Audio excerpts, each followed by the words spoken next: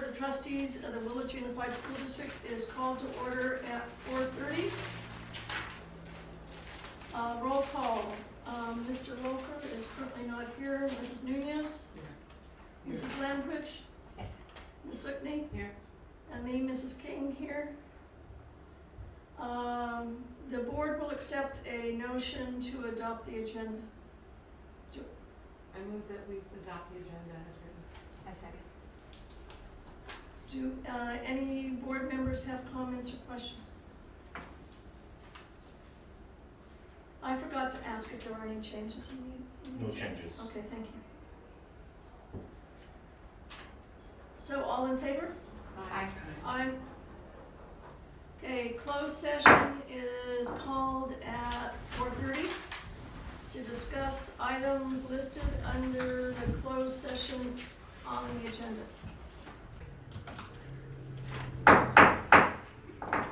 The regular meeting of the Willits Unified School District reconvenes to open session at 5 o'clock. And Pledge of Allegiance, the Pledge of Allegiance will be led by Board Clerk Suckney.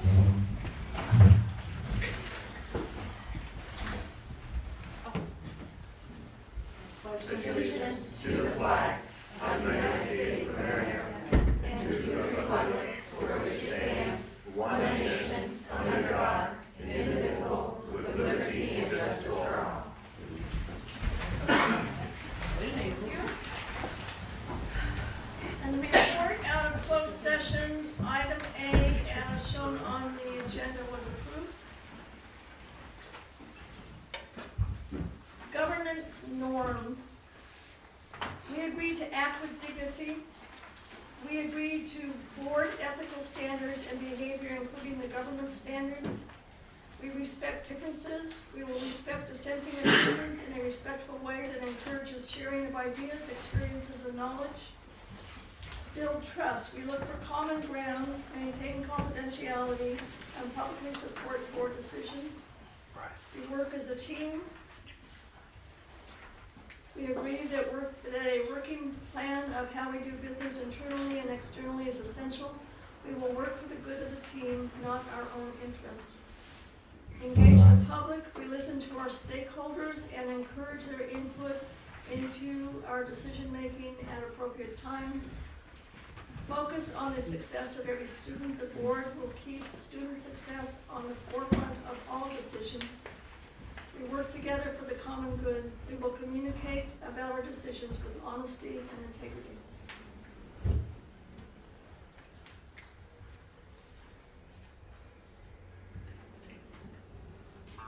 Okay,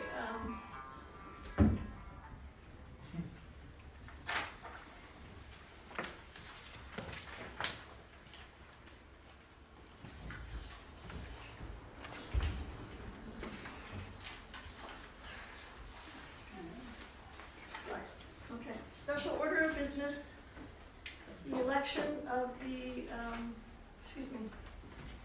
special order of business, the organizational meeting that we're currently having, and we have every December. Mr. Baker will handle the election of board president.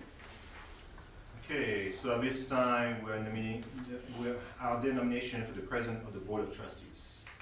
So, responsible trustees, you can say aye, and who, and nominate who. Yes. I nominate Jeannie King to be president. Okay. Yes. I nominate Jennifer Suckney.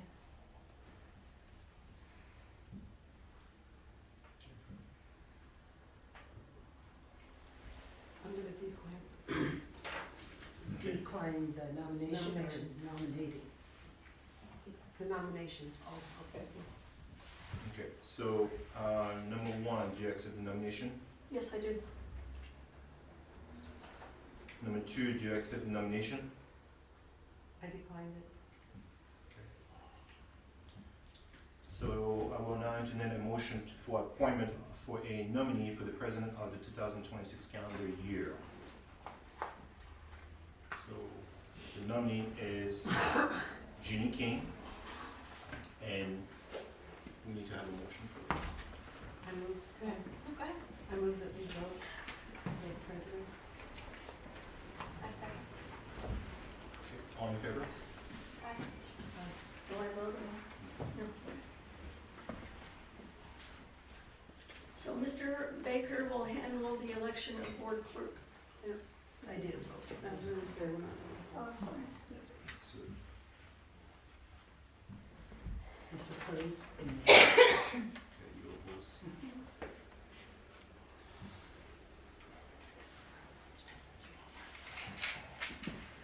Okay, so motion passed. Congratulations to Jimmy King to be the president for 2026 calendar. So at this time, the nomination for the clerk of the Board of Trustees. And I'm going to start with who's next to me. Paula, do you have one? Clerk? Yeah. Okay, who do you want to nominate for clerk? Jennifer Sickney. Jean? Jennifer Sidney. April? Jennifer Shelby. Okay, nominee one, do you accept the nomination? Yes. Nominee two? There is There is no. Okay. All right. I will now entertain a motion for appointment for a nominee to the board office of clerk for the 2026 calendar year. So the nominee is Jennifer Snoopney, and we need to have a motion. So I move that we elect Jennifer Sidney for board clerk for this coming school year. I second. Okay, all in favor? All in favor? Aye.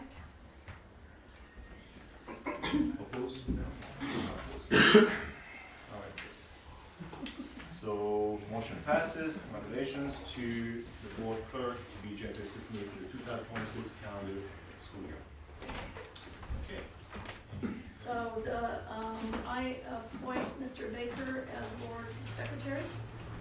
Okay. And now we Need a motion? No, we don't need a motion for that. Don't need a motion. So the appointment of representatives to school sites. So I propose that I do Brookside, that Paula do Blosser, that April do Bethel Grove, that Jennifer do Willits High School, and that David do Sherwood and Sanhedrin, both the smaller schools. That's a proposal. So I'm into hearing from members as to whether they like that proposal or not. I don't. Okay? What would you like to see changed? I don't care to represent Blosser. Okay. I thought that might work for you since you were interested in the site council, so. Thank you. Well, they do it for Brookside as well. Right. So who do you want to be at this time? No, frankly, I'd rather be at the high school or Bethel Grove. So who would we, what are you suggesting right now for the middle school? For April, And then for the high school? for Jennifer. Okay. So, I think you guys have to discuss. You did what? You want to be at the middle school? Okay. Do I, excuse me? So you had the middle school last year? Uh-huh. Okay. So, between you two, I don't know if you want to exchange or not. Wherever you guys wanna put me, I'm okay with. I mean, we're all in our district, we're all Exactly. part of it, so it really Yeah. doesn't matter. I really like the idea of not representing a particular school anymore anyway. But until that changes, I'm certain that I would prefer either the high school, the middle school, or the small schools. I'm at the high school all the time, just with programs, it doesn't matter. So, I'm fine with the high school. so your high school, middle school, That's fine. I'll take all school. Blosser, At Brookside. and Brookside, and David, Totally right. Sanhedrin, and And Sherwood. Sherwood. Okay. Who was the high school, I'm sorry? Me? Jennifer. Thank you. I seem to be there all the time anyway, so. I love you. Yep, I love you guys too. To be sure. All right, I believe that we're complete with the organizational part of the meeting. So we'll go on to informational. And I would like to thank the principals for submitting their reports. They're very helpful to me. and as a board member to see what's been going on at each school site for the month. And if anybody cares to look at the reports, they're available online as part of the agenda, so. And I second that. I love being able to look at them, being updated on all of it, so I appreciate all the hard work all of you guys put into it. I know it's just another thing that you guys have on your multi-list to do, but I appreciate all of you guys doing it. I've had more fun this week helping serve lunches at all of the schools than I've had. I look forward to it every year. And you guys are amazing, and things are happening that I had no idea, like the music with the little tiny kids in Brookside and things like that. And that's just some of the plans that I'm working on, is with the music for the kids at the schools in general, and doing it as ethnic studies rather than something that's political. It's culture. So, thank you, thank you. Any other comments from the board about the principal's reports? No? Okay, so I would like to call on Amanda Laskovics, who is going to do a presentation on an environmental grant that she's involved with, it's my understanding.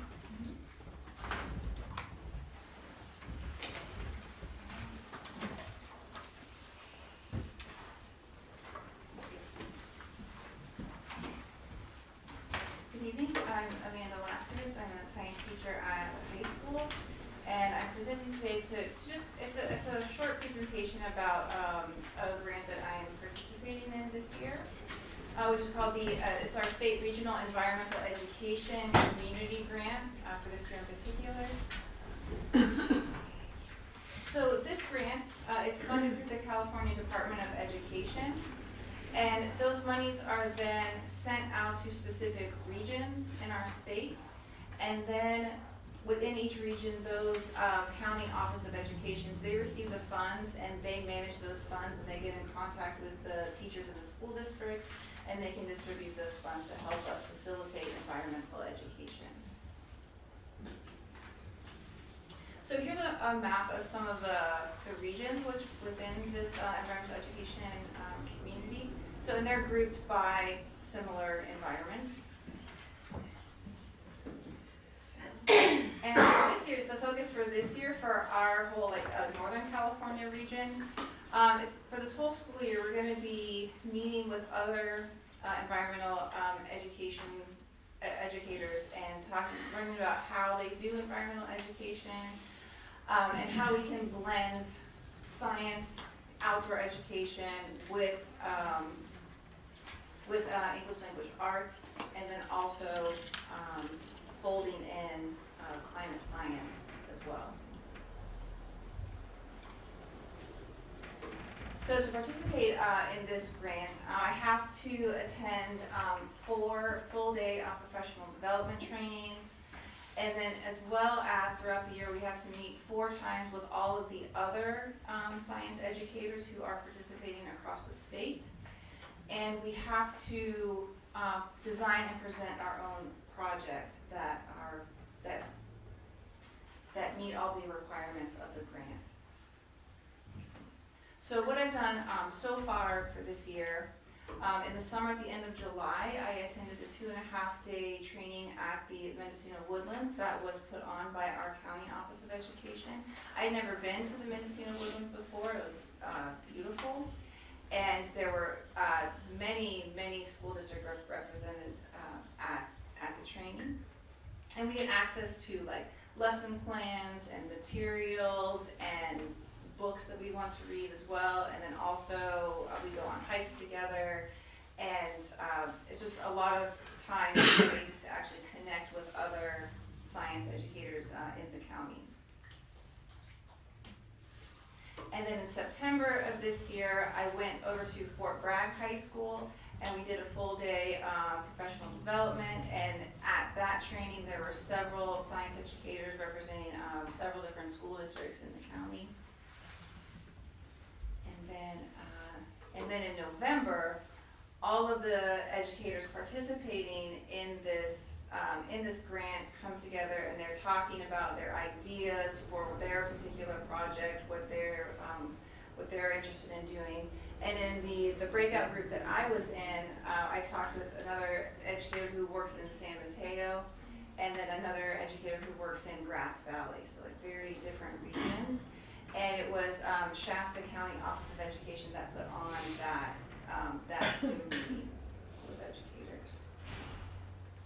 And then for my project for this year, I'm focusing on climate science education and community outreach, and in particular, one assembly bill that I learned about that has modified our ed code. So what I learned is in October of 2023, Assembly Bill 285 passed, and what it did was it modified our education code, and it now requires instruction in climate change in grades 1 through 12. So the first section there that's modified, it goes to language that specifically that requires climate change education in grades 1 through 6. And then the second section modifies the ed code that specifically addresses grades 7 through 12. So I learned about that at the summer training in Mendocino Woodlands.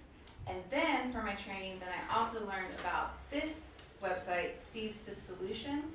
And on this website, it provides a 1-unit lesson plan for climate change education for grades kindergarten through 12.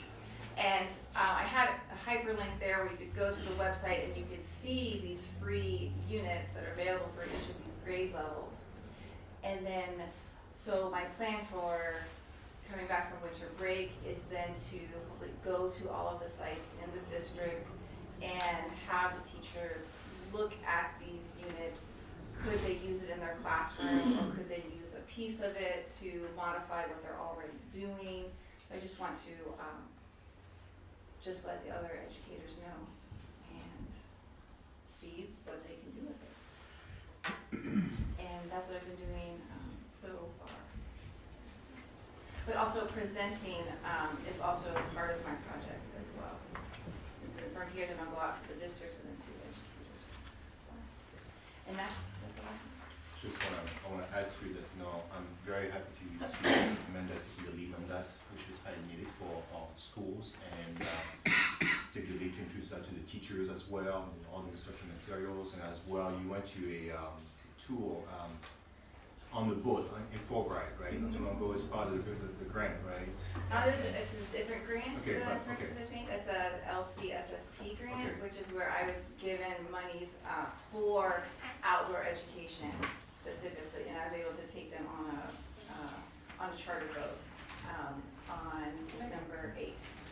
I think it's great to have kids go outdoor, because instruction is not happening in the classroom, it's also happening outdoor.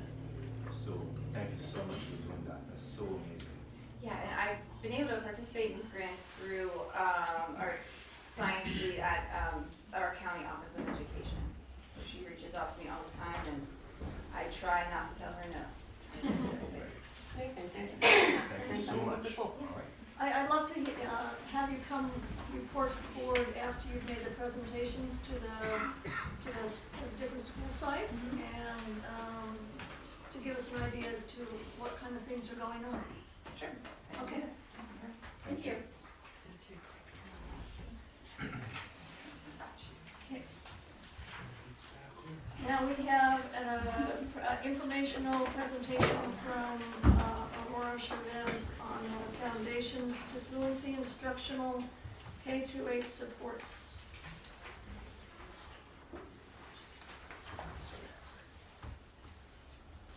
Okay, on technology. Got what? We're almost there. Slowly but surely. Technology is great. Did you memorize the whole thing? Yeah, sure. Oh, yeah. She's got this. You got this? Aw. She had really much to do it. I can tell you what we have.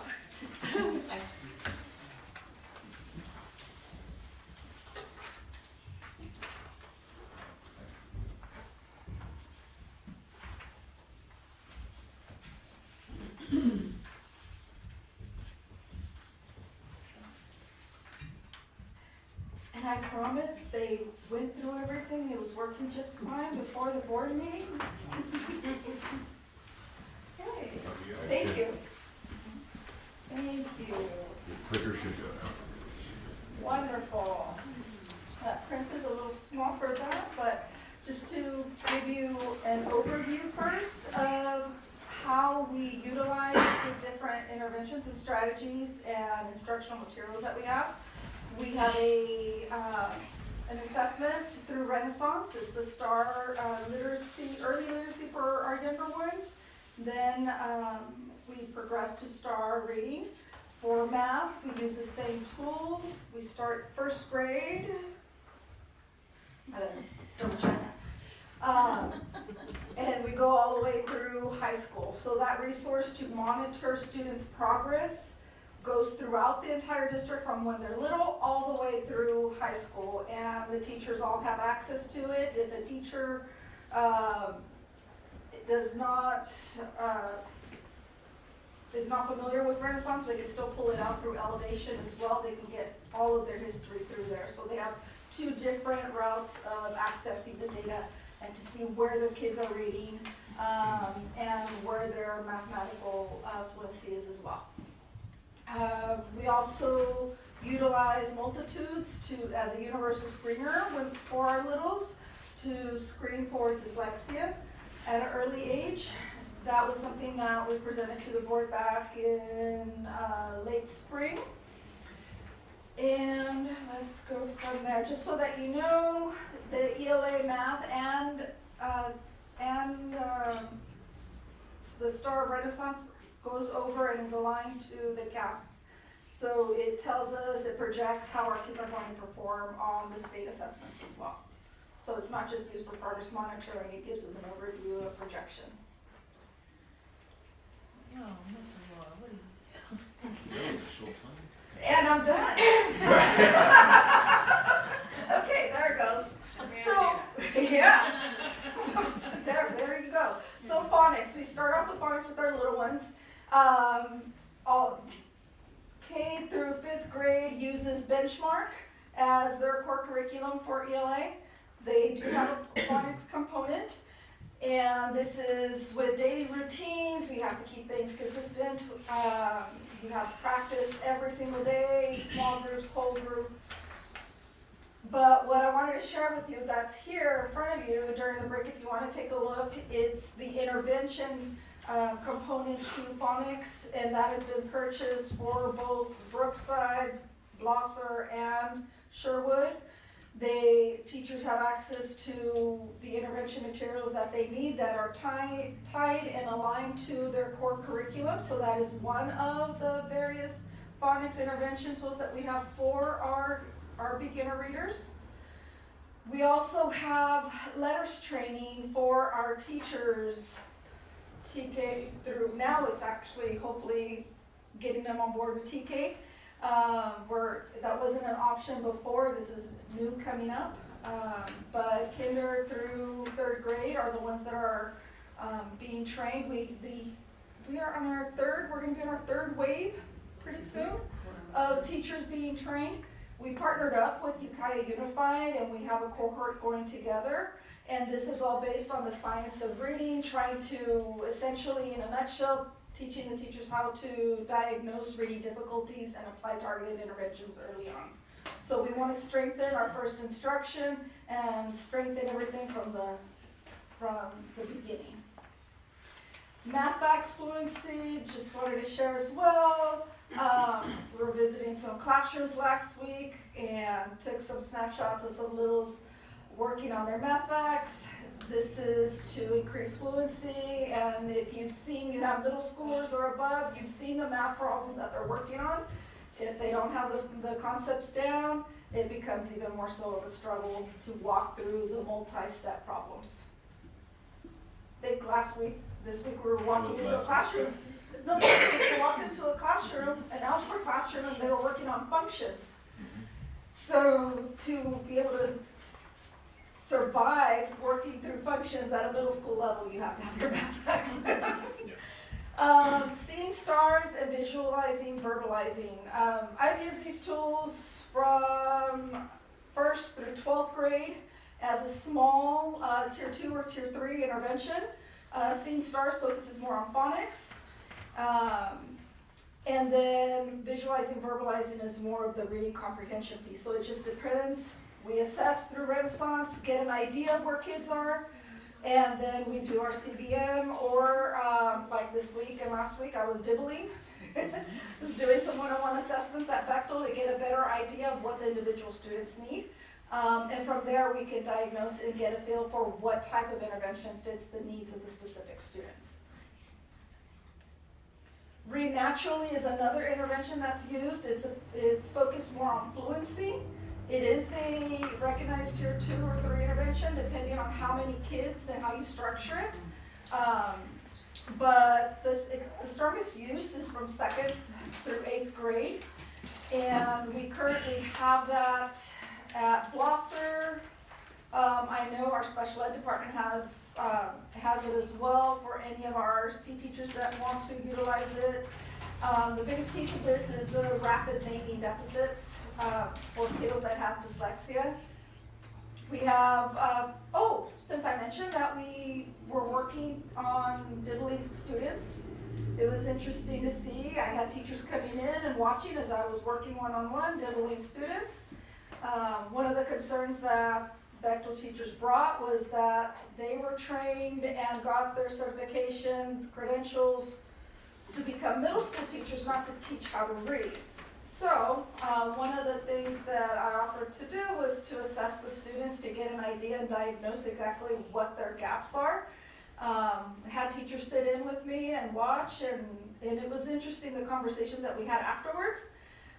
It was quite an eye-opening experience for some, especially when you're doing it one-on-one, you're able to see what the errors are.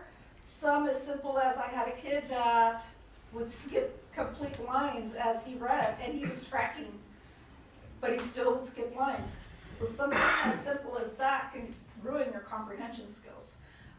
There were other kids that we identified that were going to move on and take a look and see and screen them for dyslexia, because they would flip different letters and sounds, and they would only sound out, when they would sound out the words, they would only sound out the outer parts of the word, not the center. So it was just different eye-opening. It was a different eye-opening experience sitting down with them.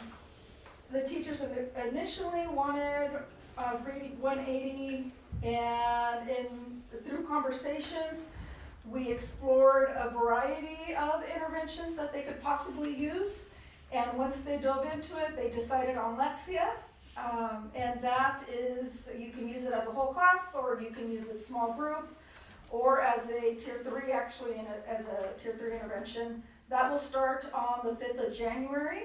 We have all the training, everything set up, and we're running a pilot. So this is one that's coming soon, and you get more information from them once we get it going. Freckle, ELA, and math.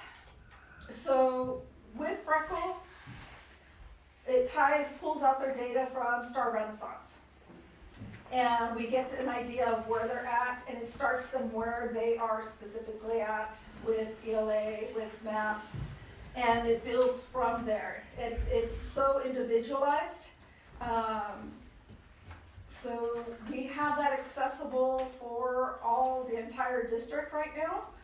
And I want to say, I'm not too sure where the high school is with this, but the high school has it as well. It has access to it. We have accounts for them as well if they're interested. So we're working on that part. But this goes at the kids' pace, and where were the kids at. And teachers can also utilize this as a warm-up. They can utilize it as giving extra practice based on a concept that they taught. That specific day, they can alter it and say, I want them to practice on this specific skill. So they have that option too. Typing club, there were some questions about whether our kids are taught typing. Our elementary does have typing club licenses, and our kiddos are practicing. You can see one of them there.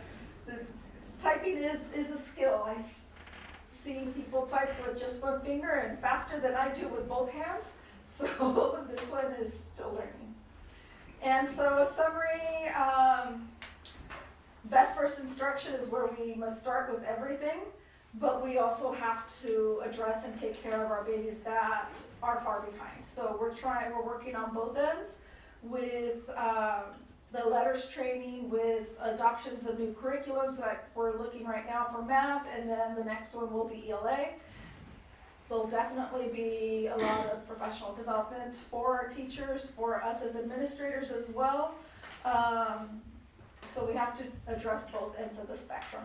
And we definitely use the diagnostics as a tool to monitor the students' progress, identify where they're at, and then that tells us what other things we need to do. It gives you, for instance, another thing that it gives you, the STAR assessments give you is instructional guidance for your whole class, how to differentiate your instruction as well. So if a teacher has a group of kiddos and they're all different levels, it'll group the kids for you and tell you exactly what concepts, what standards the kids need to work on to move on and progress to the next level. Let's see, and ongoing professional development, I think, is key for everyone, for all of us, so. And that's all I have for you.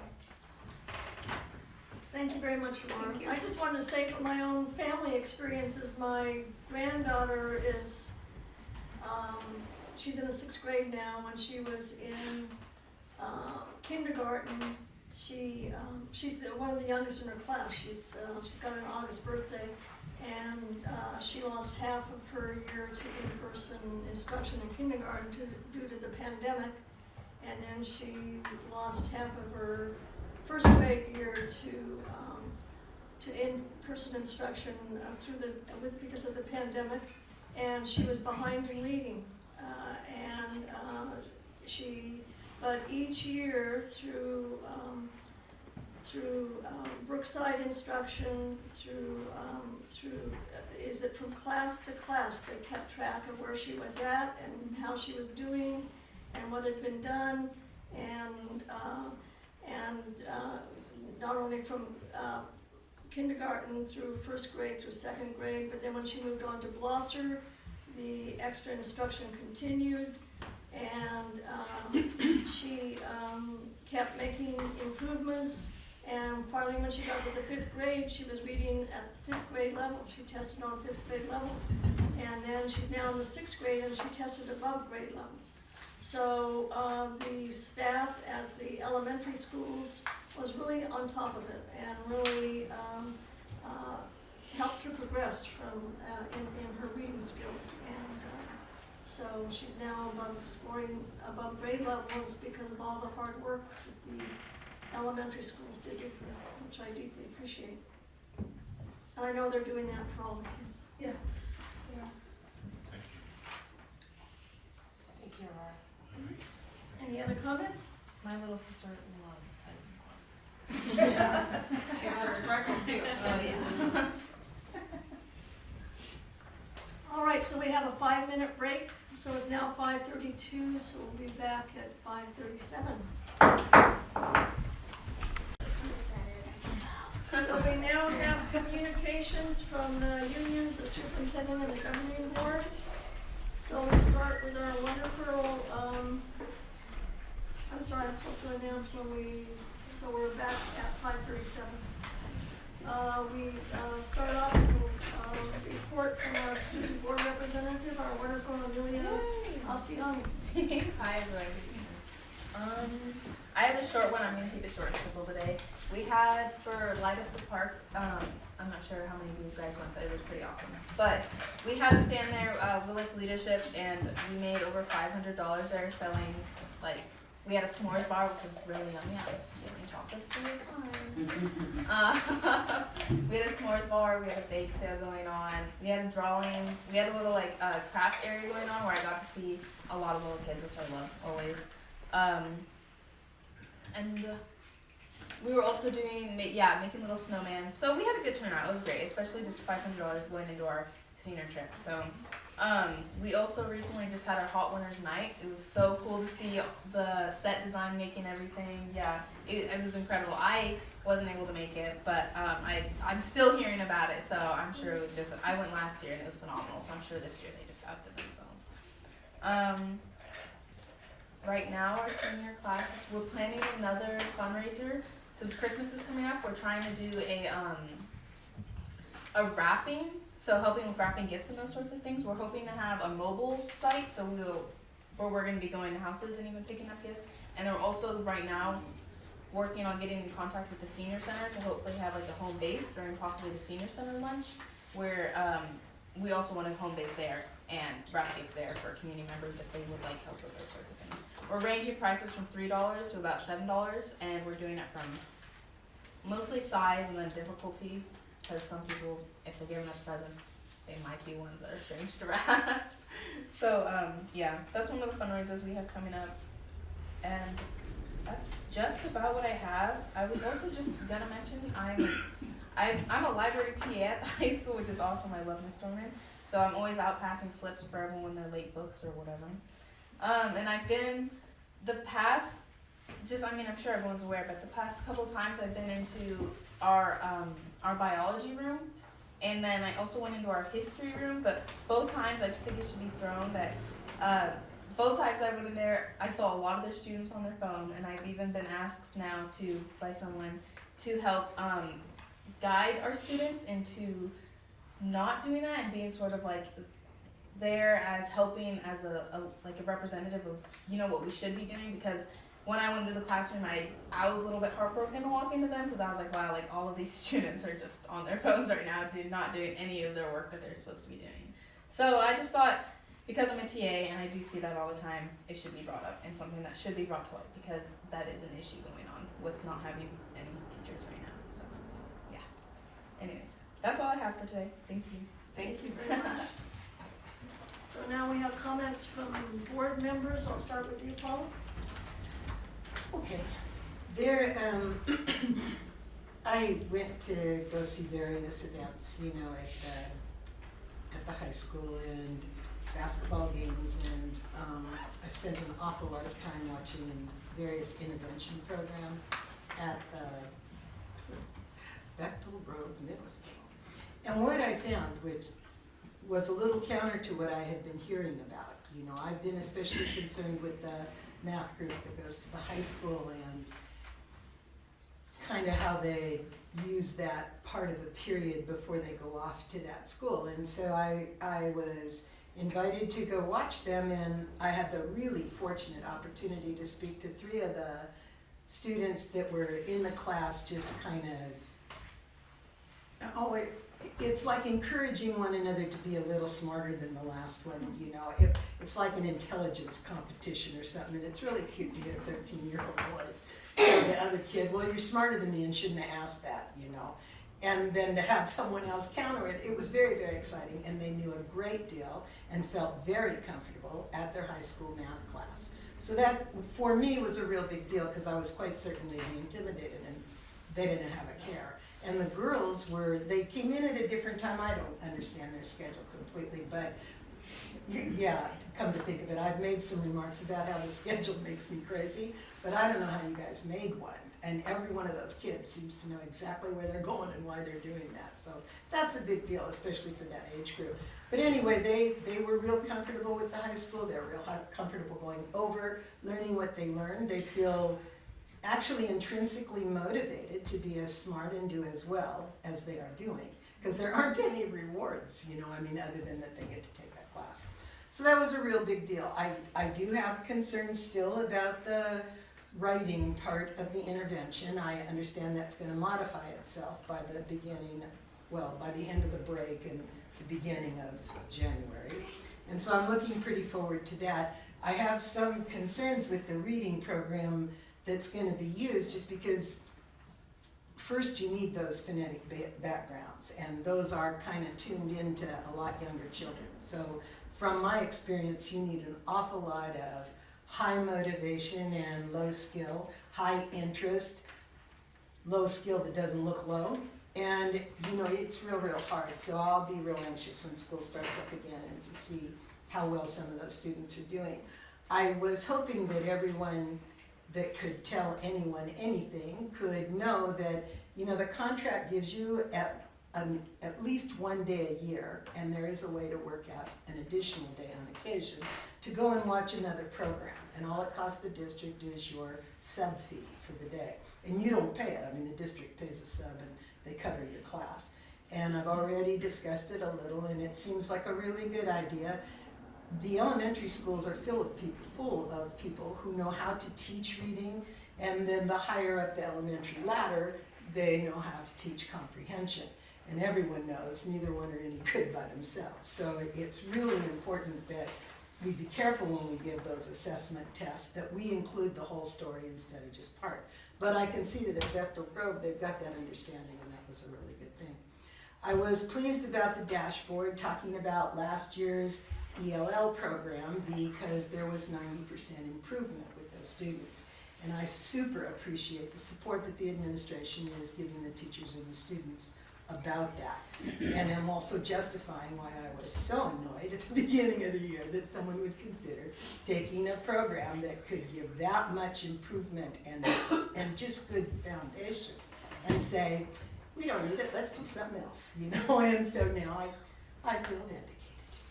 Anyway, and then I'm concerned about George Martin and, Gary Martin, and his request for money to continue his program. Last I heard there wasn't any, and then I heard that there was a chunk, so I'll be excited to know what happens with him and that. And I'm also still wondering, I guess this is for the union, about whether or not site-based meetings are continuing to go on this year. I know that some schools believe that they do it, it's sort of intrinsic to them, and their PLCs, et cetera, cover all of it. I don't have any of that type of background experience as far as saying, oh yeah, and I'll bet it works great. So I'd like to know if it's continuing to happen. And then pretty much lastly, I am always concerned when people want to change the position that they currently hold to a different position. And I can easily think of hundreds of reasons why that happens. I'm hoping that when that happens in a way that maintains encouraging student benefits, because students are the reason that we make the money that we make and are here. And I don't mean like your salaries are outstanding, I mean that money comes into the school district. And I also hope that when there are those switches, they're done in a way that follows really closely with the contract, and maybe before any decisions are made, everybody can kind of get together and have a talk instead of everyone else in the world deciding decisions that haven't got the influence to make the decision, and all it does is still leave a mess behind, you know. And I'm sure that's vague, that was the plan, but anyone who's wanting to change from whatever position they have to a different one when an opening arrives, they all need to be told the exact same story. It's not good when one person is told, well, you can do this and this and this, and the guy over here is told, well, you can do that and that, and then come to find out neither one of them could do anything, and the whole thing was out of their hands. It makes life difficult to deal with. Other than that, have a pleasant holiday. Okay, Jennifer? So what this young lady started talking about was the hot winter's night that occurred last week. And I volunteer at the high school with the music club. And I got my degrees in music and ethnic studies, ethnomusicology. And all I can say is what they have done with the band, 2 bands in the junior high school and the one that have self-formed at the high school. They have the teachers coming over at 0 period. They're amazing. The youngest ones that are still first learning, they put everything into it that they could, and it was cool. The next band, you could see the improvement, and it was really nice. And then with the high school kids, when I was growing up in New York City, I lived in Black Puerto Rican and Dominicano and Cuban neighborhood. And I learned how to dance salsa, and I listened to salsa. And Mongo Santa Maria was one of the Cuban percussionists that was known all over the country. They were playing one of his songs on a hot winter night, and they did a good job. It was really exciting. I'm trying to think of what else. We also raised money by baking and doing some other stuff for a band club trip, and I think we came up with close to $400. So, a lot of shortbread. Oh, yeah. And so that's pretty much about it. Thank you. Next. Next? Okay. I was able to spend some time at Bechtel in the intervention classes and meeting with staff and teachers. Mr. Post's debate intervention class I found amazing. It was super cool to see the kids given, like, you have to be for this. I know you may not agree with it, but I want you to argue for it. And them having to, like, rearrange their whole thought process, because even if they were against it, it was really cool to watch that. I remember having debate and speech in school. I think it's super important that kids are taught that. So I was super thankful that I got to spend some time in his class and watch the kids argue with each other. It was really fun to watch. I got to spend some time with Miss Ludwig in her intervention class, where she went over, asked the kids basic things like if they knew how to write a check, and had them, show them, like, show me, I want you to show me what are the steps to write a check. And most of them knew, which was very nice that they do that. You don't know how to write a check? Don't say that. Yeah.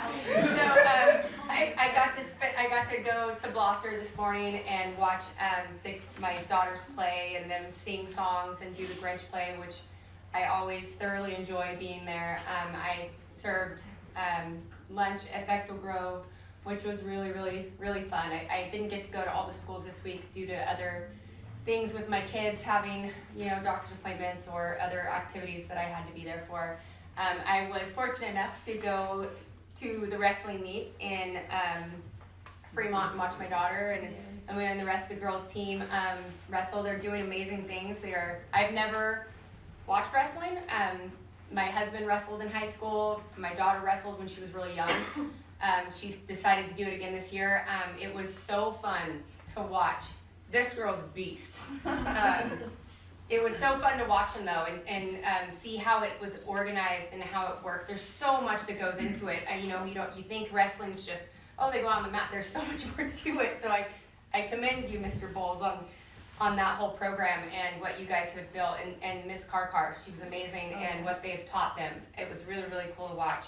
I've been at basketball games. It was super cool watching the girls varsity. They dominated the court at the high school this week. The boys dominated the court. It was really, really fun to watch. I love watching sports. I love going to it. The light up the park was super successful. A lot of trees. It was absolutely beautiful. The parade through town. I love seeing that every year. I'm excited that it's growing every year. But yeah, I try to be as involved as I possibly can. So glad I'm the president of that. They had a function at the Christmas Roots of Motor Power.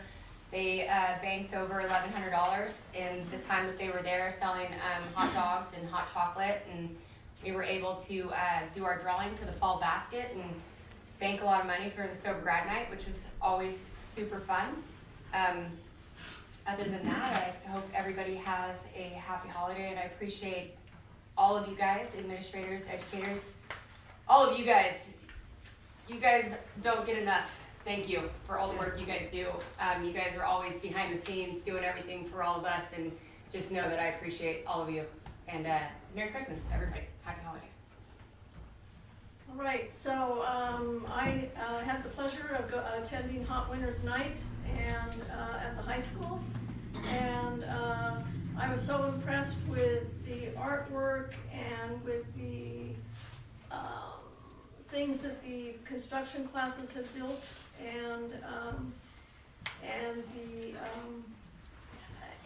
the fact that, and then the performances with the bands and the singers and the skits. It was a wonderful evening. And I'm also like that that Bector Grove is now more a part of Hot Winter's Night than it was when I was working at the high school. Is that they have artwork from Bector Grove as well as the band. So anyway, it was a lovely evening and it was very well attended. The auditorium was packed, and I had to bite my tongue. This guy sitting next to me was looking at his cell phone the whole time. The whole time. I just wanted to be a Karen so bad and tell him to be so bad. But I bit my tongue and I didn't. So anyway, and I enjoyed very much serving in the cafeterias this week to see how hard the people that work in the cafeterias, how hard they work, and how just watching the kids and anyway, I really enjoyed it a lot, and then I wish everybody a wonderful vacation time, 2 weeks off, and I hope you have rubber boots and umbrellas and slippers and a good book because it's supposed to rain over 10 inches this next week. So Sunday is over 4 inches on Friday, from what I understand. So anyway, I hope you like indoor activities. You know jumping puddles. I have jumped in. It's fun. Okay, so that's all for me. And so next we have our superintendent. No, that's. That's right. Oh, thank you. CSEA? Sorry, my papers got mixed up. My name is Heather. For those of you who do not know me, I am the CSEA Communications Officer. As we head into our winter break, there's a real sense of excitement across our campuses for both students and our staff members. This week leading up to the holidays has been filled with lots of activities, celebrations, spirited fun, and a lot of extra behind-the-scenes work from all of our staff members across the board. We would like to give an extra special thank you to our cafeteria teams for the wonderful holiday meals they work so hard to prepare and serve to our students. These meals are more than just food. They create moments of joy and connection for our students. We also sincerely appreciate our school board members who took the time to go and serve the students and interact with them at each site. Your presence meant a great deal to everyone. I'd also want to extend a heartfelt thank you to our custodial staff who have been working hard to keep our schools clean and welcoming, especially battling the extra glitter, decorations, and holiday sparkle that seems to find its way to every corner of our classrooms. At our last CSA meeting on December 9th, we held our annual holiday potluck party and White Elephant gift exchange. A great time was had by all that attended. We had a taco bar. It was fantastic. At this meeting, we held our elections for our open CSEA e-board positions, which was all of them. So starting January 1st, we have a new e-board, and they are as follows. Our president is our re-elect Tom Harvey, and he will be the person that will be presenting the CSEA comments moving forward at our board meetings. Vice president is Crystal Duncan, secretary is Juanita Amador, and treasurer is Stacy Amador.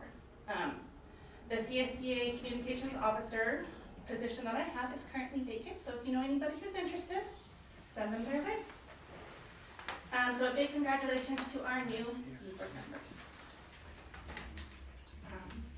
As my term comes to a close, I wanted to express my most sincere gratitude to the school board for your continued collaboration and willingness to listen to the voices of our classified staff. I also want to thank our CSEA membership. Your dedication to our students, schools, and community is seen every day. It has been an honor to serve you as your communications officer and help represent such a committed and compassionate group of professionals. As we move into winter break, I want to extend warm wishes to the board, district leadership, our staff, and our entire school community.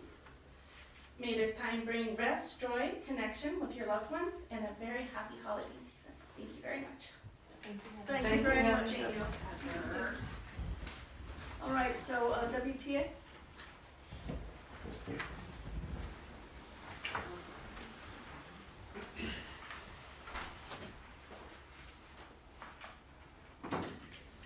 Good evening, I'm Brian Bowles, I'm the president of WTA, and tis the season for returning graduates. My son came back last Saturday. It's very good to see him. He's an electrical engineer major, and we need a lot of diodes and transistors and wires, and all those things are all at my house right now. We're building robots, and he's showing me all the things that didn't exist 20 years ago when I was going through school, so it's a lot of fun to see him. I want to appreciate all the members who serve food. We've talked about it already today, but it is greatly appreciated. It's nice to see your faces at our sites, and the kids get to, kind of put a name to the face and ask, who is that? Over and over again. So we always tell them who it is. I would add to please feel free to drop by and visit our classrooms and our programs unannounced. So I think serving is one thing and it's a great service, but ultimately your service to the school board and this community is to actually understand what's going on in our schools, which our student representative does a fantastic job of. So come on in anytime. Huge kudos to Andrew Simpson as the name behind the band improvement, and he has done just a fantastic job at the middle school and at the high school. His enthusiasm is off the charts, and you can see a marked improvement from years past. So definitely got to give him a shout out. We've had considerable change in our district this trimester. I wanted to publicly thank retired teacher David Klein, who he was covering the history teacher that was left vacant by Brandon Ludwig. He also that was his job when he was a teacher here, so it was a nice way of keeping some consistency within the high school. Kind of opposing that, I've had an incredible influx of students in the wood shop who choose to have me as a second period in the day because they've finished all of their biology in the first 20 minutes of the week through Bright Thinker, because they just go through and copy paste, click the button, done, next, ding, ding, ding, done, ding, ding, done. And so it happens really fast, and then they are very idle, which I believe is what our student representative Amelia was discussing. That creates a vacuum in education. And I've worked with a lot of these students who come to me, because they have me in wood shop, bring the Bright Thinker there, because none of it makes sense because there is no actual direction in the class. There's nobody giving the presentation. And then they have to decipher kind of AIEs, right, and apply it to what is supposed to be what they learned from a lecture they didn't get. So it's pretty tricky to keep a positive attitude for education with these kids, who are ultimately just freaked out because of their grade, not because they're trying to learn biology. They're trying to make sure their grade stays consistent. And so that's something that's well worth looking at, and I would recommend coming and visit. I've had 4 kids come into my classroom with notes from the sub stating that they wanted to come in my class to continue woodworking. We had one, I've got a brand new woodworker out of the deal for next trimester, I think, because they were really excited about what we were doing. All 4 said that they were done, they had an A in the class, and that they did it in the first 20 minutes. And so they did a week's worth of work on Bright Thinker in 20 minutes. So I think this is like the 5th time I've talked about Bright Thinker and how excited I am not about it, but I would do some work deep diving into that program. It may very well have its place in our district, but I don't think it should be one of our A through G completing tools, especially as a returning college student. Nothing on Bright Thinker that I've seen, and I've looked through with a number of kids, would prepare them for a college course. My opinion. Let's see here. We are considerably understaffed as a district in our special resource department. It's a double-edged sword. As we start the school year maxed out or understaffed, we then incur new students, either from other districts coming in, or the fact that we newly identify our students that are in especially in the elementary sites. It's much harder to find the resources for those kids. Let's see. The second edge of that sword, of course, is when we are maxed out. We've paid a lot of teachers overages this year already because their caseload is over, right? And really, I'm a fan of getting people paid for their work, but what I really want is the kids to get to the resources they need, and maxing out our resources just by saying, hey, we're legal because this person's on a caseload, isn't the true goal of our education here at this high school, or this district, I hope. Let's see. The second sort, of course, is when you start short-staffed or then become short-staffed, it's really hard to find those resources, those teachers out there in the world. And I would argue also our professionals that help that. So our CSEA brothers and sisters are also hard to find in those resource classrooms mid-year. Many of our elementary school teachers, as Ms. Chavez explained, have taken the letters training around reading and reading comprehension. One of the major take-homes from that program is the importance of identifying and targeting students' needs and shortfalls early on, which is our K2, K5. When we're short-staffed in all of our resource departments, that makes testing really hard. It makes getting the resources to the kid once we find out what their issue is really hard. And then we end up with kids at the high school that have a hard time reading.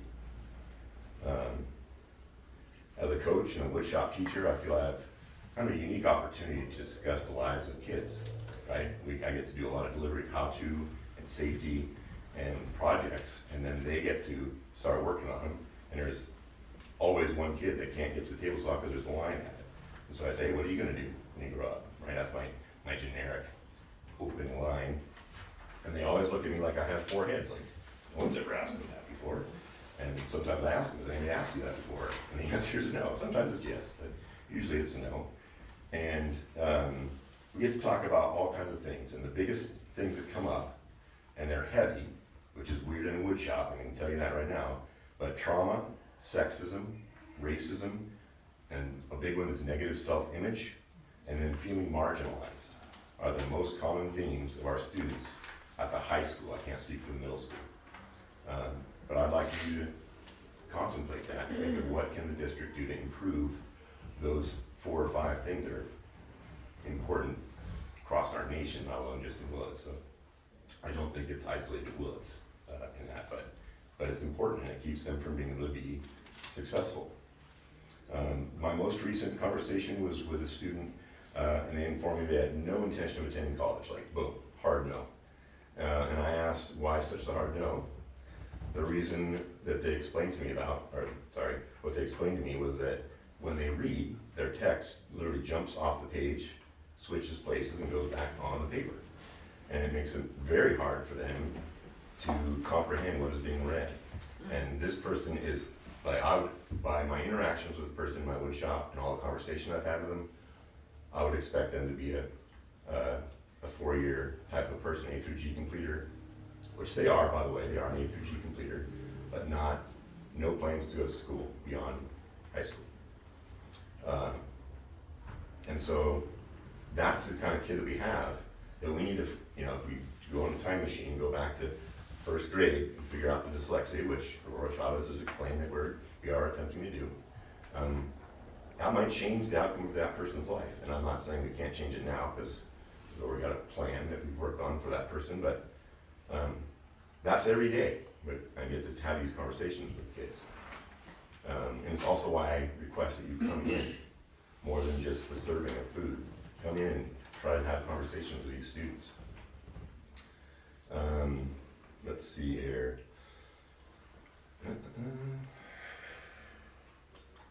I've taught in this county my entire career. I was a biology major, and never in my life was there an opening for the job that I wanted, biology. I went to Ladeville's when I started. Biology teacher was the husband of the principal at the time. There's no way. I was stuck there, and I was lowest on the totem pole. I came here, I got close to biology. I taught physical science and life science, but no biology. And then now I'm a woodshop teacher, and I love teaching woodshop. So I personally don't want to teach biology anymore. And so I've been here since 2000, which, give me 25 years, but as a child of 2 educators, my mom was a resource teacher, my dad was a woodshop teacher. My memory of superintendents and discussions about school boards and meetings goes back to the 1980s. That's a lot of years and a lot of conversation about education around the table. But the term transparency sometimes evokes educational PTSD for me because of all those years. You'll likely hear some responses to the district's recent denial of a WTA member who applied to the science vacancy at the high school from the middle school. WTA is currently working with Kelly, Amy, and Mr. Baker regarding short-term contract language, class and caseload language for special ed, on top of all the other exciting things that has happened this year. And you all know what I'm talking about. The district flew internally the biology position at the high school.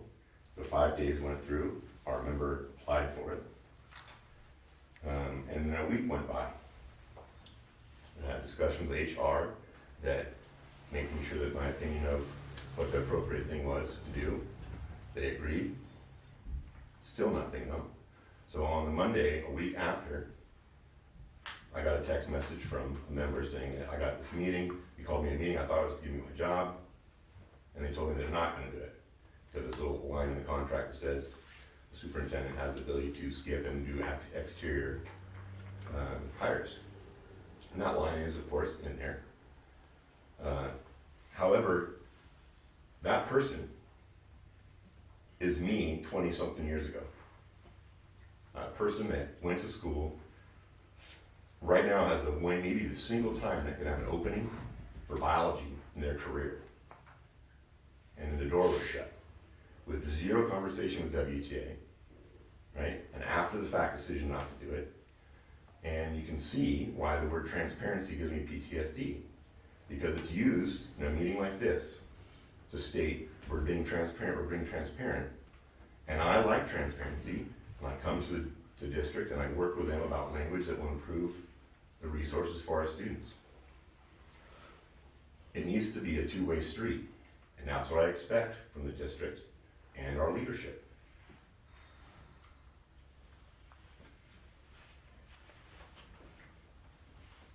I'm everly optimistic, as witnessed by the fact that I'm still teaching.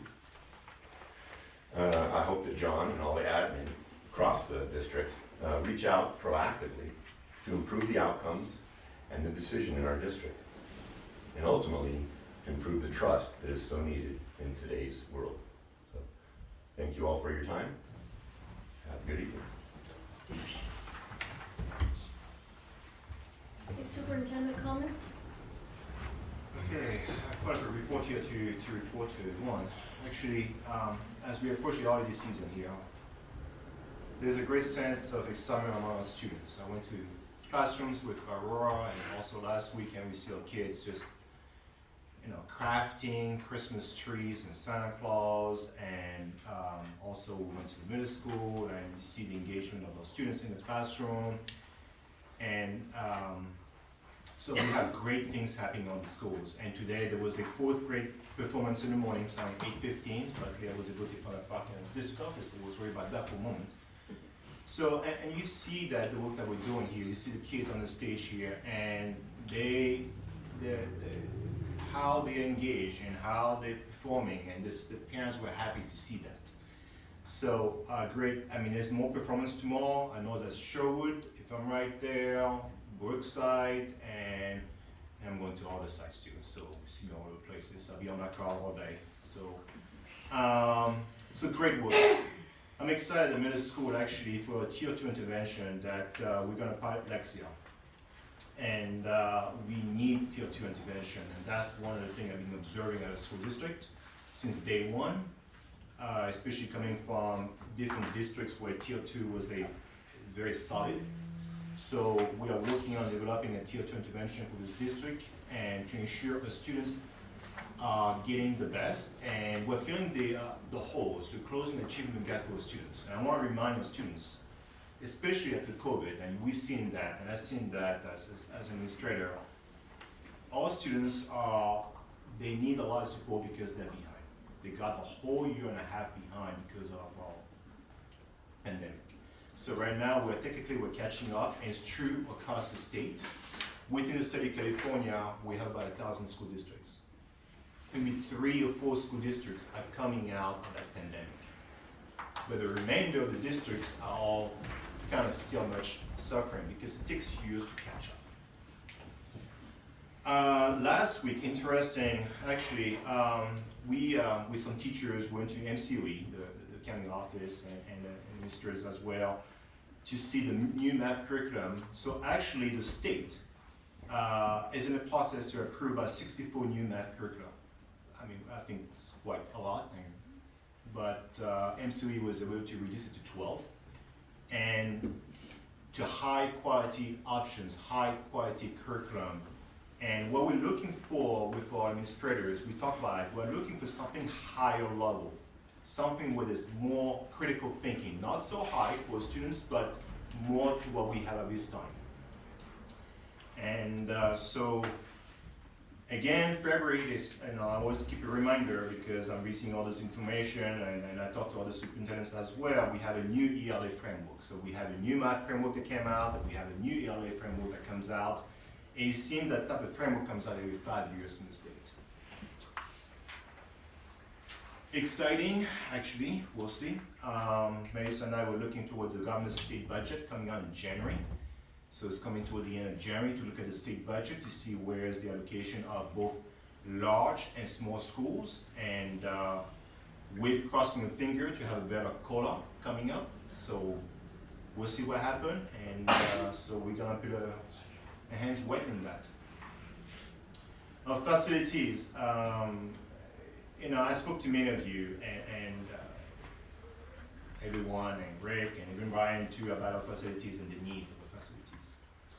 So first, we're gonna start to our HVACs, both at Brookside and the middle school is, you know, at the end of their life. They're dying, and the repairs is hard because it's hard to get the parts. And also the state, they have new requirements for HVACs as well. So we're looking at replacing HVACs in phases.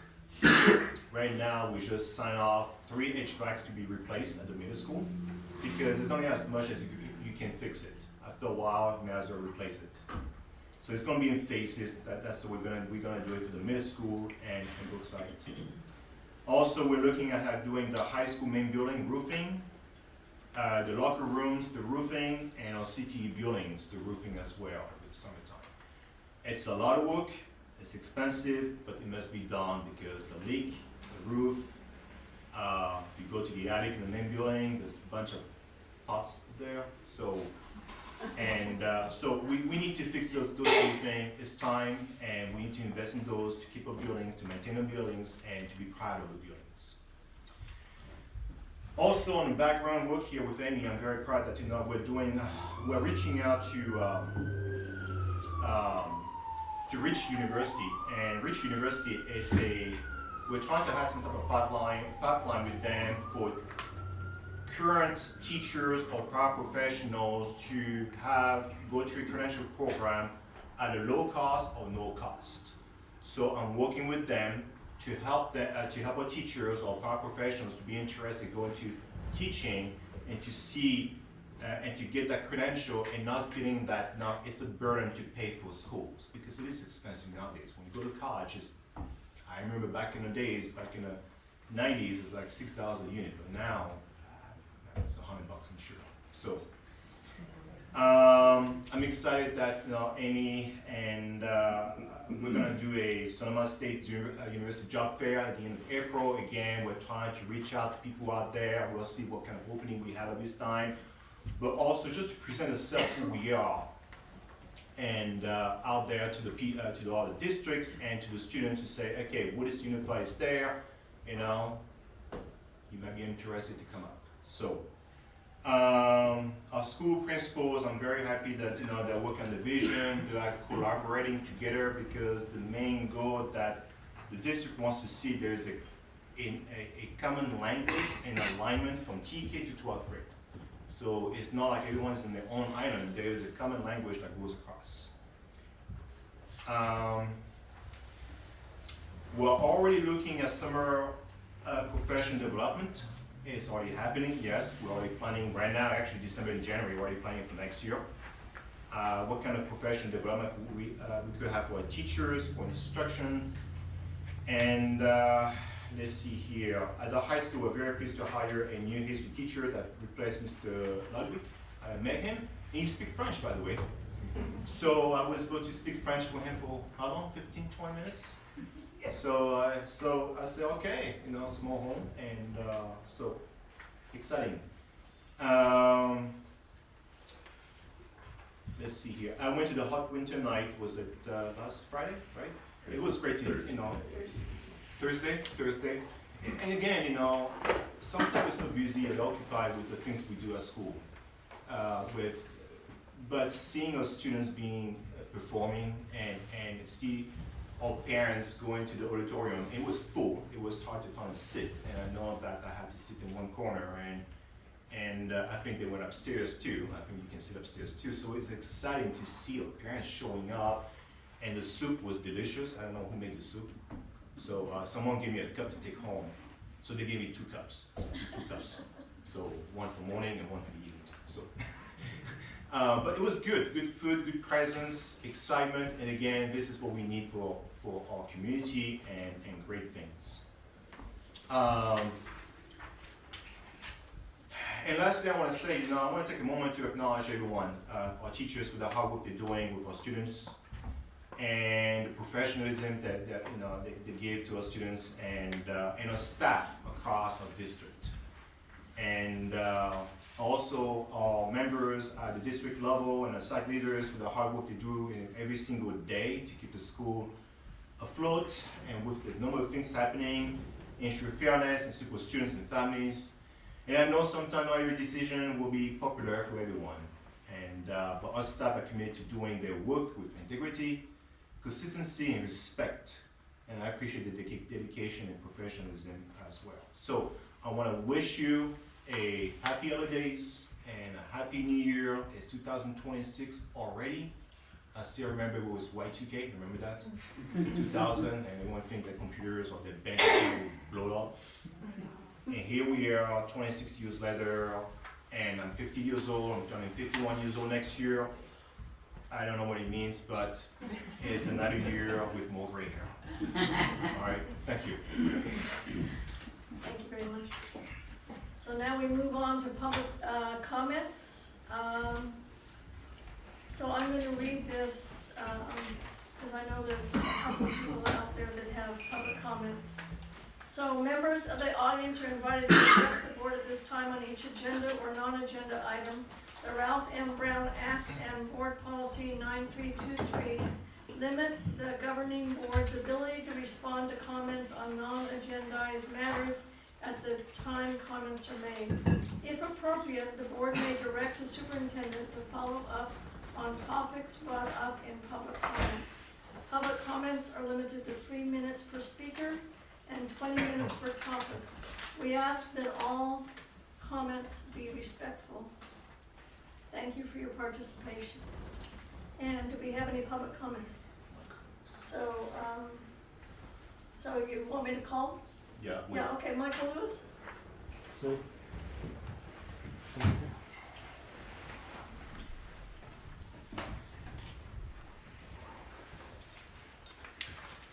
I'll keep it brief. My name is Michael Lewis. It somewhat gives away one of the reasons I'm here to speak. I'm related to the applicant for the science teacher job at the high school. I'm also the husband of one of the other teachers at the high school. So I have secondhand knowledge of the process that was physically carried out for applicants for the science teacher position as it was floated internally. I happen to know all of the people who were involved. And I'll leave names out as we were supposed to. First, I want to say the applicant is very upset. The professionalism that you spoke to, the transparency that has been spoken to, she didn't feel, she didn't see. So the applicant was supposed to have had a union representative, was supposed to have received a letter in writing as to exactly why they were not selected. Neither of those things have taken place to this day. That's not professional in anybody's culture or society. It's also a violation of the contract.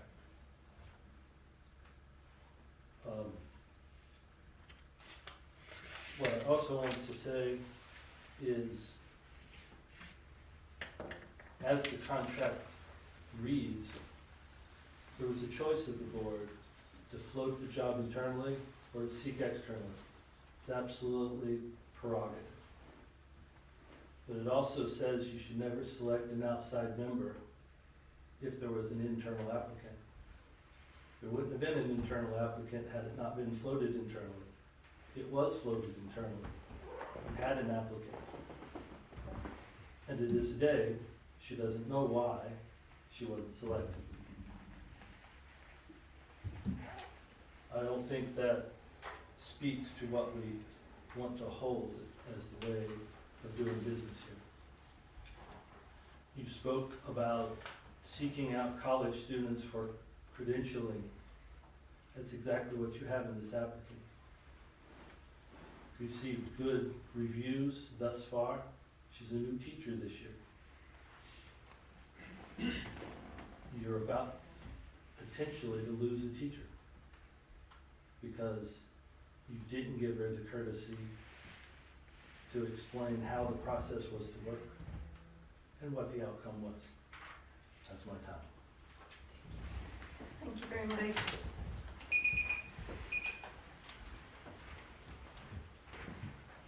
Thank you. Okay, Ryan Bolt?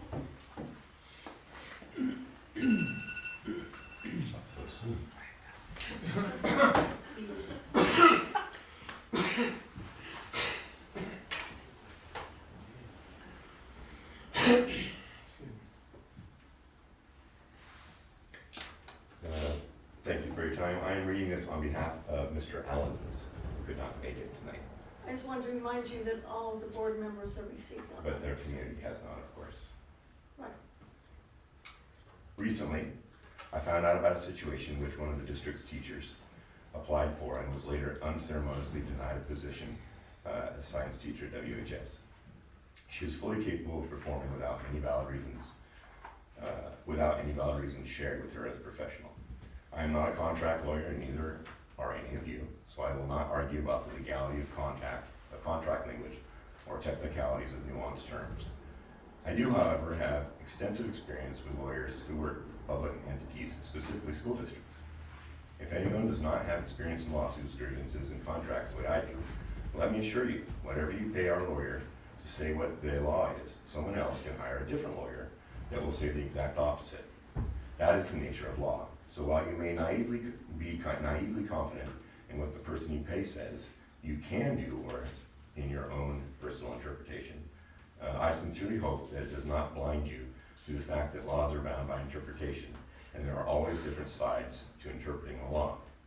Meaning, just because you can doesn't necessarily mean you should. While I'm not a lawyer, I'm a teacher with a quarter-century's experience, including work as a classroom teacher, a school administrator, in legal conflict involving unions, and in educational leadership. For these reasons, allow me to share with you the 3 key issues that you seem to be missing. Telling a teacher, especially a new teacher, they cannot improve their lives by moving to a position they feel better meets their personal or professional needs is not a personnel decision. It's just personal and gross. And while not everyone in the district is in the same situation as blank, we all are appalled at the notion that any of us can be denied an opportunity to grow, learn, and expand within our profession because it is simply too hard to find a replacement. For example, I have multiple credentials, including one in social science and in math. Right now, I'm a mathematics teacher, and this decision essentially is telling me, a 25-year veteran, that I too cannot change to social science if someone decides that it's too hard to find a math teacher replacement. To be blunt, shouldn't be my problem. It's the district's. Likewise, it's not blank's problem. Now, if you're trying to find legal reasons and contract language that supports what is easiest for you, that's one thing. Good luck. But if you have any idea what you are saying to all of us as classroom teachers, the decision in front of you should have been a no-brainer.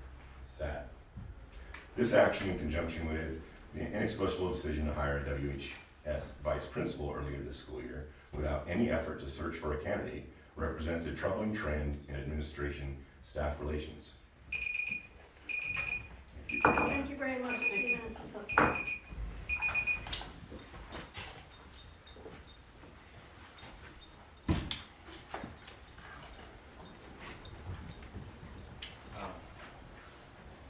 was Kobe.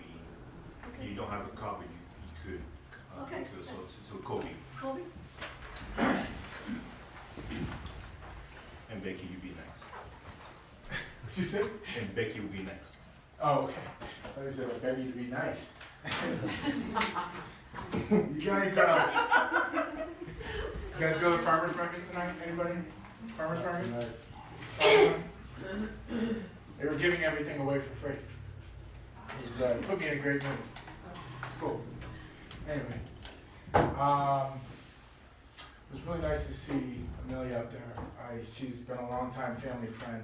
I've known her since she's that big. She's not just a great student representative, super sweet person, and tremendous athlete. Right, Brian? Absolutely. Yeah. I used to coach in basketball. I joke sometimes I can't spit sideways without hitting a kid in this community that I've coached. And the Willits School Board meeting is no exception. So that's good to see her up there. I walked into the district office recently and I needed something.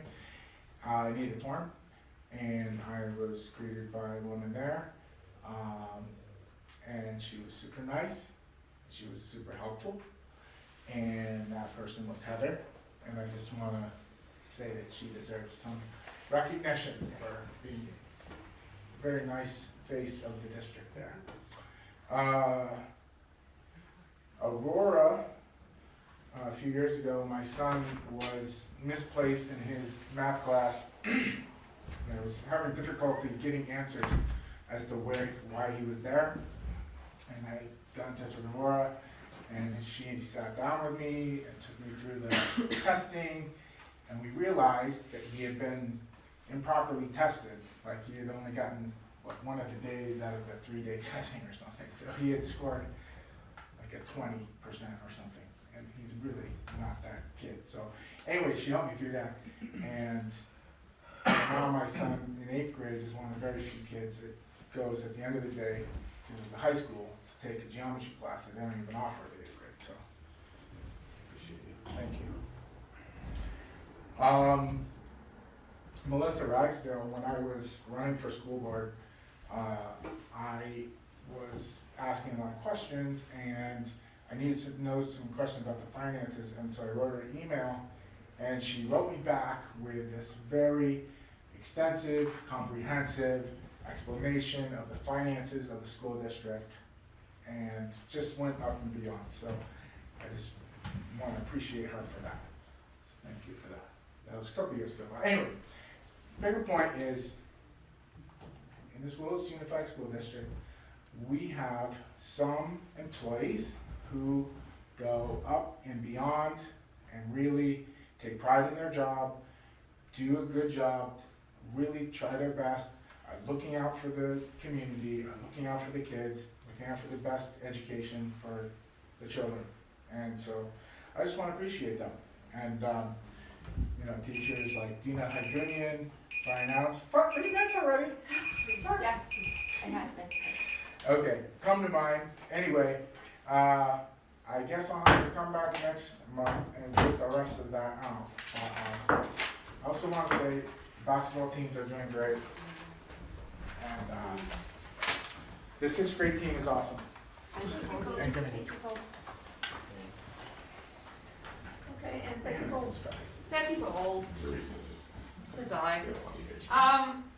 I am here to talk about this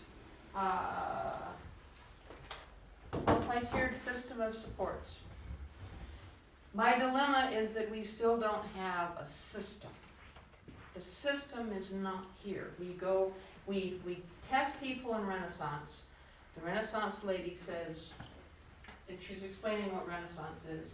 And I asked her, so what about EduClimber? And she says, well, EduClimber is what we do after we do the diagnostics. So she didn't know. Nobody has told me what EduClimber does. But I'm interested in something that follows the kids all the way through school so that we don't lose them, because we're still losing kids. We don't have system in this. What this system that we have right now, it's upside down. And that's a problem. We have the normal way the school districts, when they change things, is the kids who are down here in the second, third, and fourth grade, and I applaud everybody who was working on the phonics to get them where they are. I think that's wonderful. But we still don't have a system to keep track of how the kids are doing and where they're going. About 15 years ago, when I was trying to figure out where this disconnect happens, the lady who was at the time over in Brookside was sending over to the next school this huge dossier on all of the kids and how they were doing, and I thought, well, great. And so I went over and I talked to the other teacher, who was the other principal, who is not here, and this is a long time ago, so you have to bear with me. And I asked her, so what do we do with those portfolios? And she says, oh, we threw them away. So I went back and I told the other lady that for all her work and all the stuff that she had done for X number of years had been thrown away. And I couldn't even imagine what she was going through, because from my perspective, it was demoralizing. And so I'm looking for a system that tracks the kids' progress, that we can make sure that they have fundamental skills, not just diagnostics, so that we can end up with kids at the high school who can actually read. So it would be amazing for us to teach them something if we could get kids to read. Thank you. Thank you for all those who have taken the time to comment to the board. So we're now on to the consent agenda. Do I hear a motion to approve the consent agenda as presented? I'll make a motion to approve that. I second. Okay. Do any board members have comments or questions? I'll make mine clear. Turn that to me.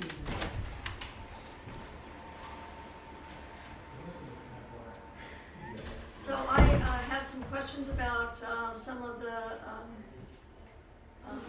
well, one thing I wanted to say is I want to know if anybody here knows how much the school district paid PG&E last month.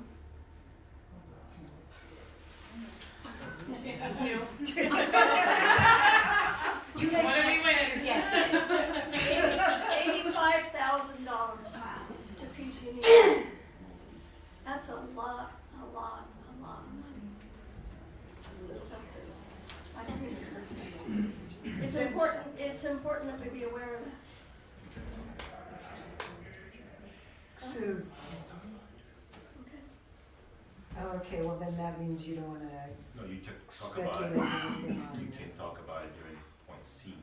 Okay, On I the was talking about that Yeah, in that's relationship to You need to refer to warrant consent registers. agenda. And then I also had some questions about some of the policies on the first meetings that I met with. I sent the superintendent my concerns and what I wanted a better understanding of, and he met with me and went over my concerns, so. Can you share those?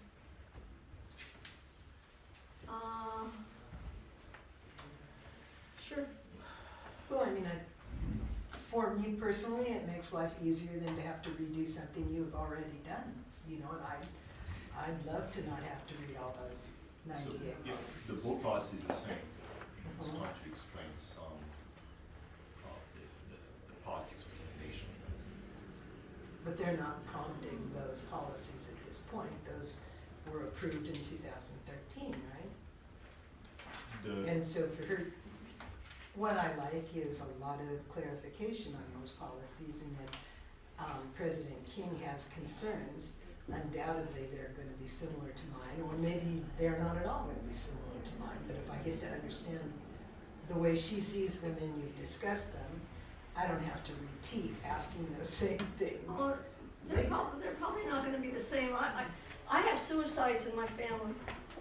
My mother committed suicide and my husband's mother committed suicide. So my son has 2 grandparents that committed suicide.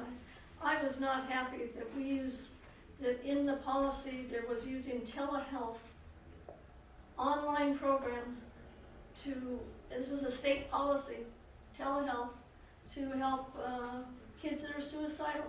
What kind of approach is that? It breaks my heart to think that kids are getting,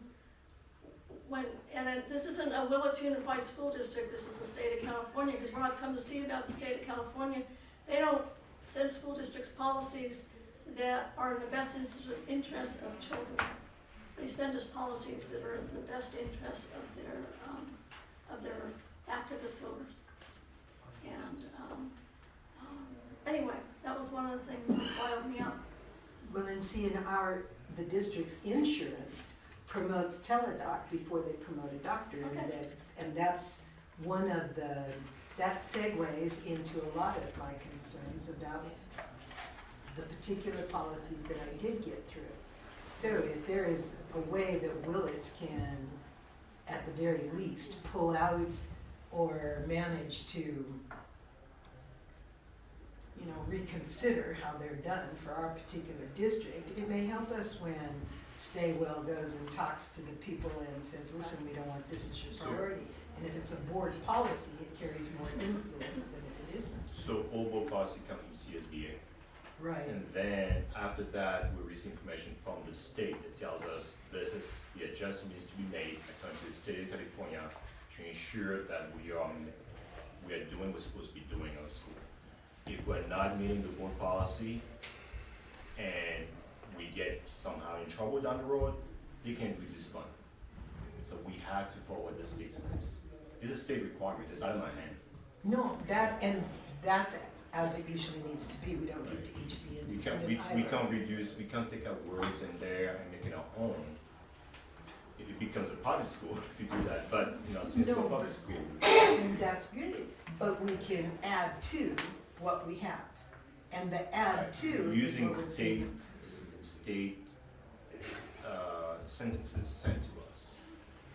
We're only taking state information to a policy. We're just transferring this on. Which then doesn't make it board specific, is what you're trying to say. Well, that's why we have the state, that's why we have the California Department of Education. CDE is in charge. Yeah. So I've come to understand that the school district has to follow state policy. We have no choice, we have to follow state policy. But that doesn't keep me from speaking up and saying where I'm concerned. The other one I had concern of, and this is a long-standing issue with me since I've been on the board, is that I do not like the comprehensive sex education curriculum that's taught to middle school students. I think it sexualizes children, and if I was a parent, I would yank my kid out of that comprehensive sex ed with a blink of the eye. But as a parent, you have the right to opt out. Well, you have the right to opt out of part of it, but not all of it. You can accept alternative education for that. Anyway, Aurora's worked very hard at getting middle schools opt-outs for parents, but they can't opt out of the whole thing. By state law. Okay, so do I have a motion on the consent agenda? We have a motion and a second, we need a vote. Okay, so all in favor? Aye. Aye. Opposed? Okay, so now we're on to the action items. Do I hear a motion to approve the, No, we're going to first interim budget. okay, first interim budget, I'm sorry.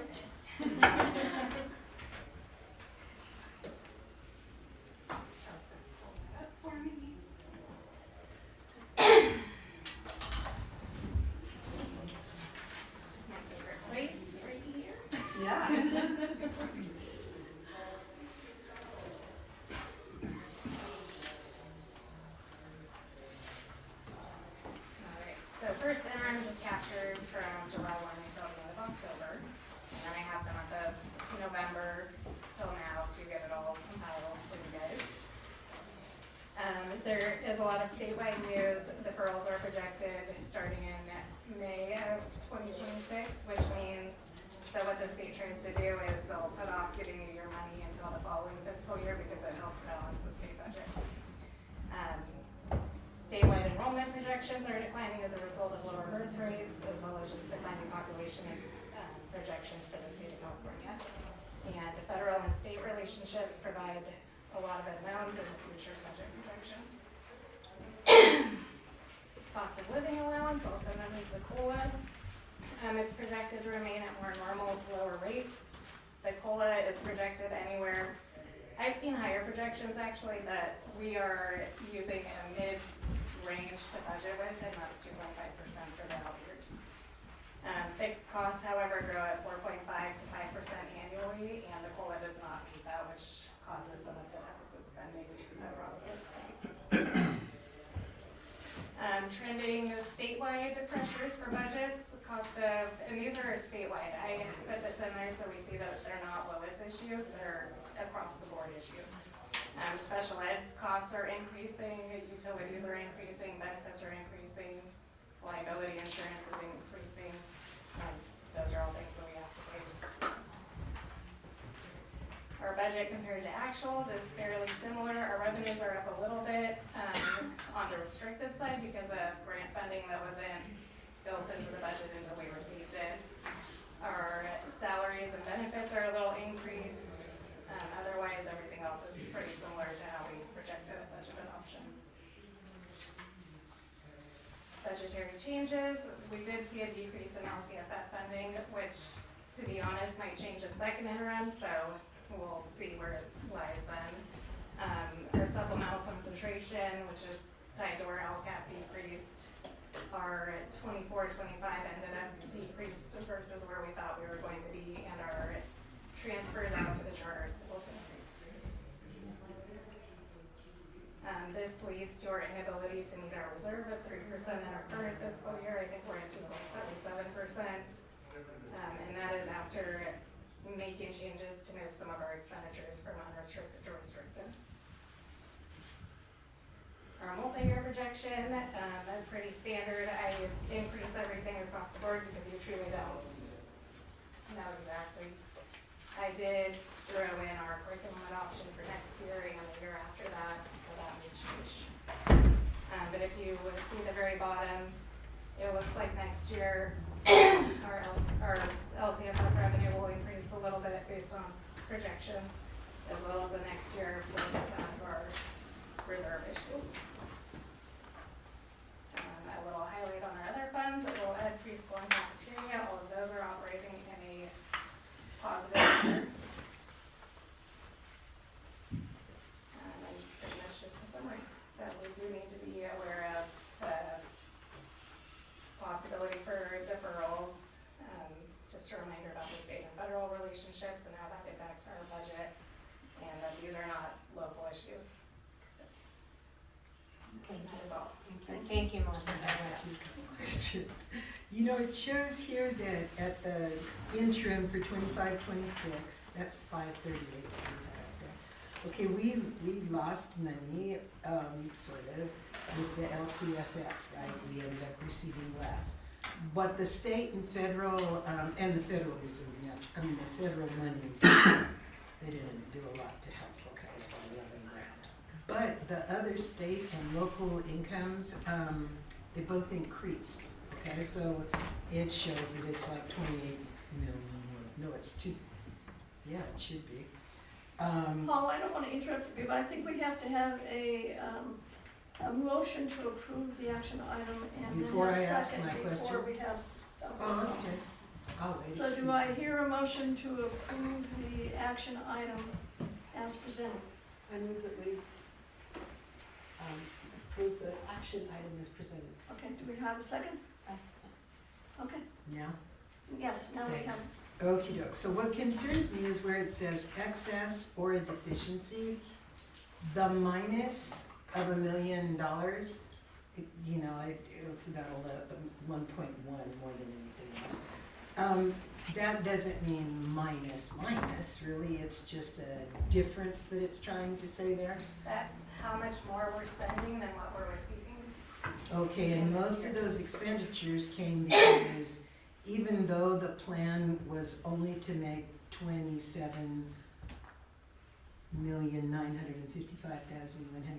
$27,955,173.98, we ended up spending less.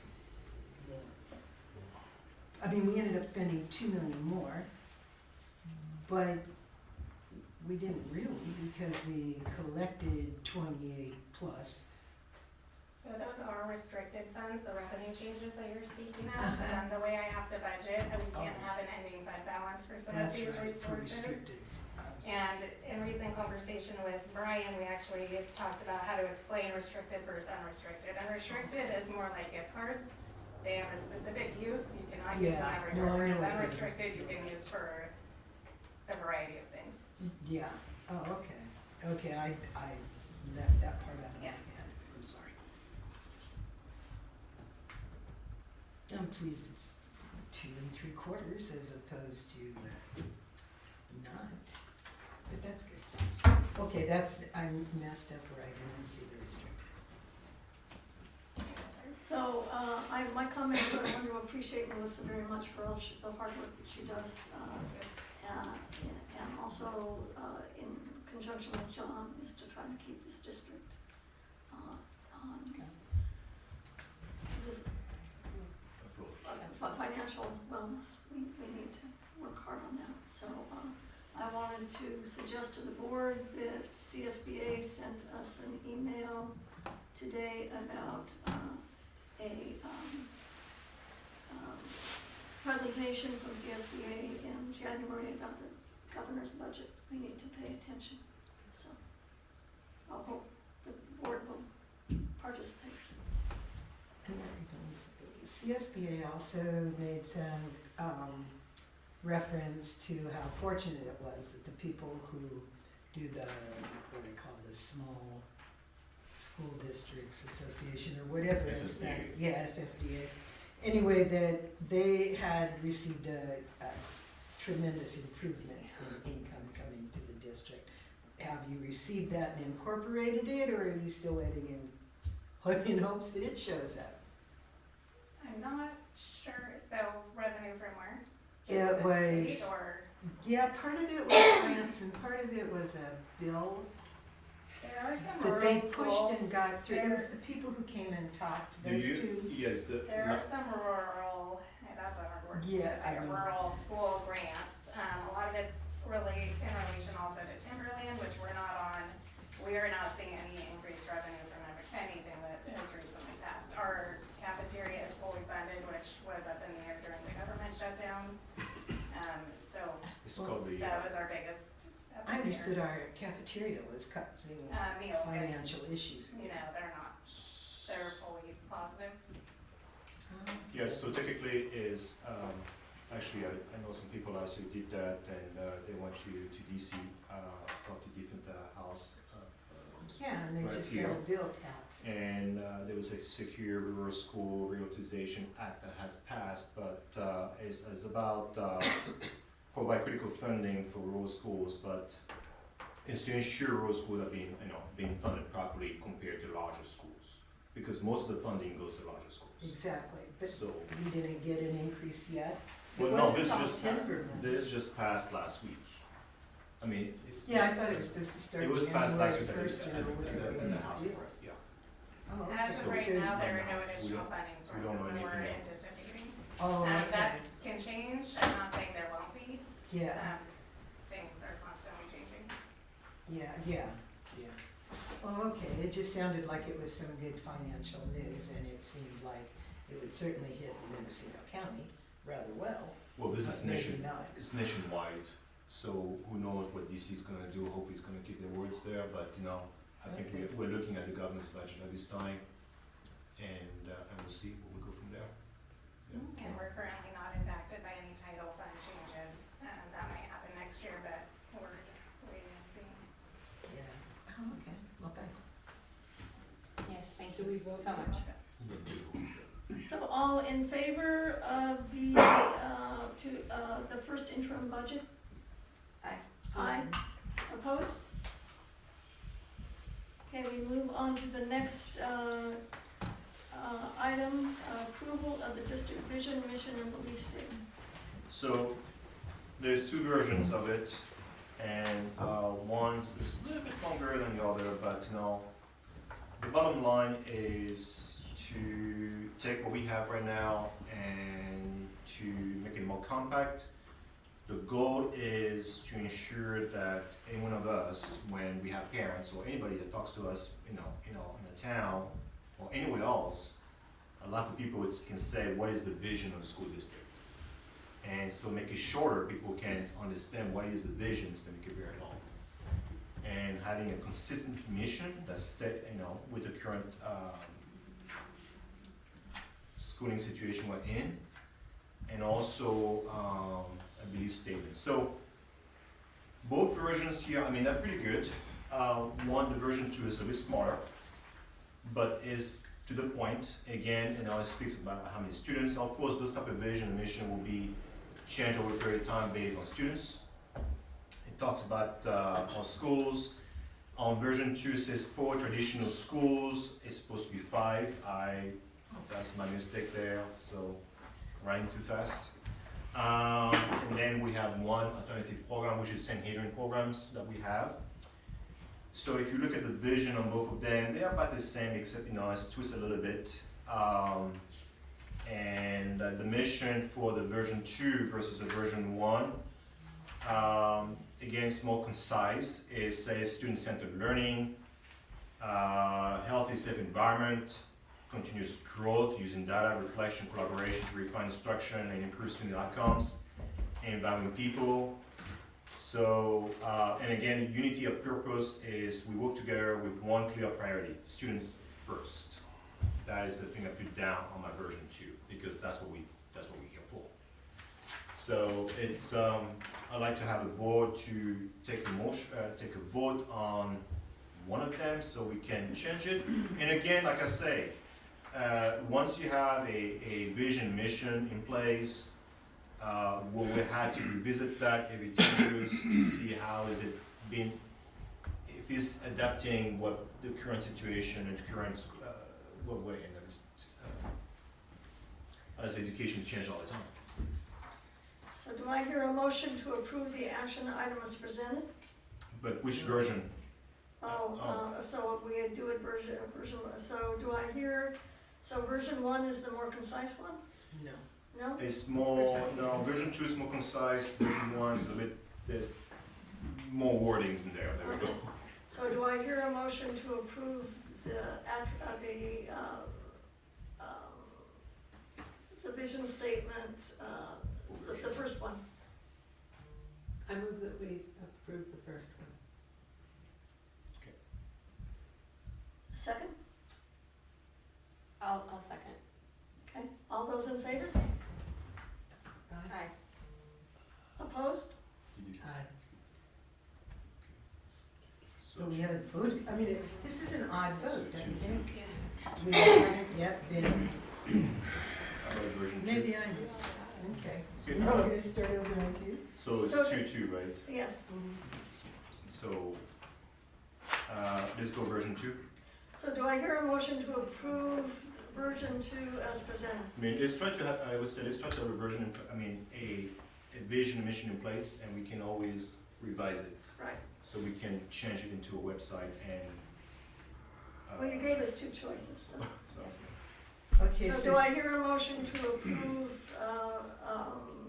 the second one? I have to get a clarifying question in here first. Yeah. If we are voting to, okay, so I'm gonna make a motion that says I'm in favor of version 2, but some of what version 2 says doesn't really make good sense to me. So what you're saying that we need to do is go ahead and decide on version 1 or version 2, and then fix it so that we can then vote on it, or just leave it with its confusion and vote on it. Well, nothing is confusing that one, I think Oh, it's just I needs to think have more it is. information in there. No, But- this is pretty specific and that's good. I'd like to know, I mean, for sentences to just say whatever they want and you don't have an idea of what it looks like is sort of silly. If we're gonna have meaningful involvement of staff and families in decision-making and district life, after this evening's 3-minute talks where people stop in the middle of whatever they're saying and have to go to this program, it's difficult for me to understand how I could say, yep, I really like this one, when I don't. But Well, I that's do like why- it better than number one. But that's why we have a vote.